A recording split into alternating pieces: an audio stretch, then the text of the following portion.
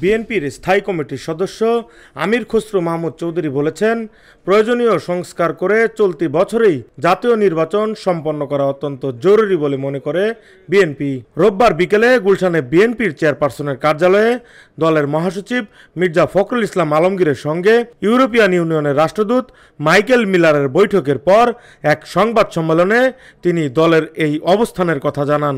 কবে নির্বাচন হতে যাচ্ছে, আমাদের ভাবনা কি, একটা হচ্ছে বাংলাদেশের অর্থনীতি, যেহেতু ইউরোপিয়ান ইউনিয়নের সাথে বাংলাদেশের অর্থনৈতিকভাবে একটু খুবই ঘনিষ্ঠ সম্পর্ক আছে আমাদের সাথে তাদের অর্থনীতির। তারপরে হচ্ছে রিফর্মস, যে সংস্কারগুলোর ব্যাপারে যে আলাপ আলোচনা হচ্ছে, সেই রিফর্মসের ব্যাপারে আমাদের ভাবনা কি।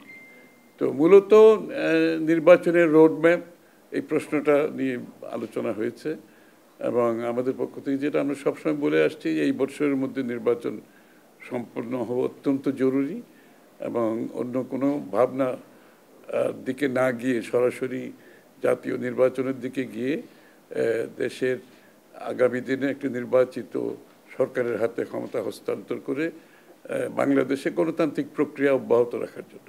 অগণতান্ত্রিক প্রক্রিয়ায় একটি দেশ বেশি দিন চলতে পারে না, সুতরাং অগণতান্ত্রিক সরকারের রাজনৈতিক ওয়েট থাকে না, মোবিলাইজেশন প্রসেস থাকে না, জনগণের সাথে সংশ্লিষ্টতা থাকে না। সংস্কারের ব্যাপারে বিএনপির ভাবনা কি এবং নির্বাচনের রোডম্যাপ সম্পর্কে আলোচনার বিষয়ে জানিয়ে আমির খসরু মাহমুদ চৌধুরী বলেন, বাংলাদেশে বর্তমান প্রেক্ষাপটে যে বিষয়গুলো গুরুত্বপূর্ণ বা যা যা নিয়ে সবার মনে প্রশ্ন আছে সেগুলো নিয়েই আলোচনা হয়েছে।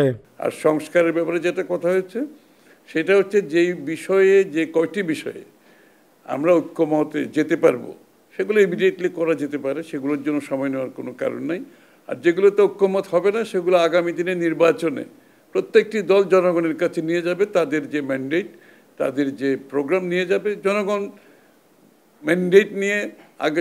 ম্যান্ডেট নিয়ে আগামী সংসদে সেগুলো পেশ করা হবে এবং সংসদে আলোচনা হবে, তর্ক হবে, বিতর্ক হবে এবং পাশ করা হবে। এ সময় তিনি বলেন, এবছরের মধ্যে নির্বাচন সম্পন্ন হওয়া অত্যন্ত জরুরি। বাংলাদেশে গণতান্ত্রিক প্রক্রিয়া অব্যাহত রাখার জন্য অন্য কোনো ভাবনার দিকে না গিয়ে সরাসরি জাতীয় নির্বাচনের দিকে এগোনো উচিত। সবাই তো অনুধাবন করতে পারছে যে একটা নির্বাচন ব্যতীত এই সমস্যা থেকে বের হওয়ার কোনো উপায় নেই, এটা তার বলার অপেক্ষা রাখে না, সেটা অনুধাবন করছে বলেই তো এটা আলোচনায় বারবার আসছে। ডেস্ক রিপোর্ট, ভোরের পাতা।